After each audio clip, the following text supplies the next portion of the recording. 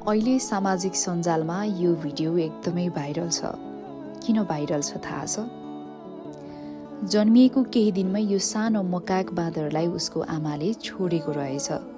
जापानको Ichikawa city चिडियाखानाका कर्मचारीहरूले उसको हेरचाह गरिरहेका छन्। जब ऊ करिब 1 हप्ताको थियो, चिडियाखानाका कर्मचारीहरूले उसलाई एक्लो महसुस नहोस् भनेर एउटा ठूलो ओराङ्गुटानको टेडी दिएका थिए र तबदेखि नै ऊ यससँगै सुत्छ, यससँगै खान्छ र यससँगै खेल्छ। भनौँ भने उसले यसलाई आफ्नो वास्तविक आमा जस्तै व्यवहार गर्छ। अहिले ऊ 6 महिनाको भएको छ र उसलाई नाम दिइएको छ पञ्च। पञ्चले बिस्तारै अन्य बाँदरहरूसँग भेट्न सुरु पनि गरेको छ। तर उसको ओराङ्गुटान टेडी अझै पनि उसको लागि ठूलो सहारा बनेको छ। ऊ यसलाई जताततै बोकेर हिँड्छ र जब उसलाई डर लाग्छ वा नर्भस फिल गर्छ, ऊ तुरुन्तै आफ्नो टेडी भएको ठाउँमा दौडिएर जान्छ।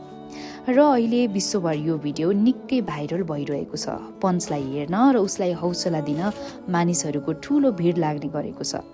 यो सानो बाँदर पञ्चले हामीलाई एउटा ठूलो पाठ सिकाउँछ। जीवनमा कसैको साथ नहुँदा पनि कसरी अघि बढ्ने भन्ने कुरा यो सानो बाँदर पञ्चले हामीलाई सिकाएको छ। त्यसैले तपाईँ पनि हरेक परिस्थितिसँग एक्लै लड्ने सामर्थ्य राख्नुहोस्। स्वार्थी मानिसहरूको भिडमा अल्झिएर बाँच्नुभन्दा एक्लै रमाउन र आफ्नो खुसी आफैमा खोज्न सिक्नुहोस्।